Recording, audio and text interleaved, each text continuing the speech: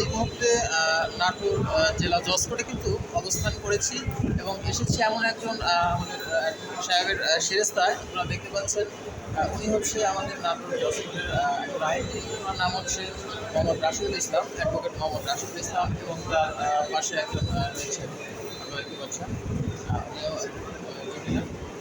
এবং যে ম্যামকে দেখতে পাচ্ছেন উনিও জুনিয়র, উনি প্রশিক্ষণ নিচ্ছে। আমরা ফেরেস্তাতে দুজন মোহরি রয়েছেন। হ্যাঁ, তো আসলে আমরা সব জায়গায় গিয়ে আমরা অনেকেই আমরা অনেক সমস্যায় পড়ে কিন্তু আমরা কোর্টে আসি এবং অনেকের কাছে গিয়ে কিন্তু আমরা প্রতারিত হই। তো আমরা যেখানেই যাব চিন্তা ভাবনা করে যাব। দর্শক মণ্ডলী, আমরা এমন এক জায়গায় যাব যেটা আস্থার জায়গা হবে, যাতে করে মানুষ সেখান থেকে উপকৃত হয় এবং সেখান থেকে সমস্যার সমাধান করে খুব সহজেই জানে মানুষ এই সমস্যার সমাধান করে এখান থেকে যেতে পারে। তো আজকের পরিচিত সবাই কিন্তু আজকে এসেছেন আমাদের রাশিদুল স্যারের কাছে। ওই পাশে তার চেম্বার রয়েছেন এবং তিনি যথারীতি এখানেও বসেন এবং তার চেম্বারেও বসেন। আপনার চেম্বারকে আমরা দেখাবো একটু। এই পাশে আমরা দেখতে পাচ্ছি ইসলাম।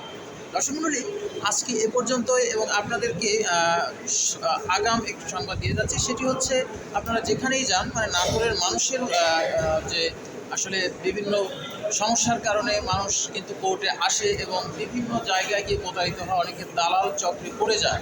হ্যাঁ, মানুষ কিন্তু এখানে অনেক সমস্যায় পড়ে আসে। তো যাই হোক, সমস্যার সম্মুখীন হয়ে কিন্তু এখানে আসায় এবং খুব সুষ্ঠুভাবে সুন্দরভাবে খুব সহজেই যাতে সমস্যার সমাধান করে বিভিন্ন মামলার বিষয়ে সমস্যার সমাধান করে এমন একটা আস্থার যে সেরেস্তা, আমরা আজকে এই সেরেস্তা নিয়ে কিন্তু কথা বললাম। দর্শক মণ্ডলী, অন্য কোথাও না গিয়ে আমরা সবাই যে কোনো সমস্যা বা যে কোনো পরামর্শের জন্য, সিভিল হোক অথবা ফৌজদারি মামলা হোক, যেটাই হোক, আপনারা পরামর্শের জন্য হলেও আমাদের স্যারের কাছে আসবেন।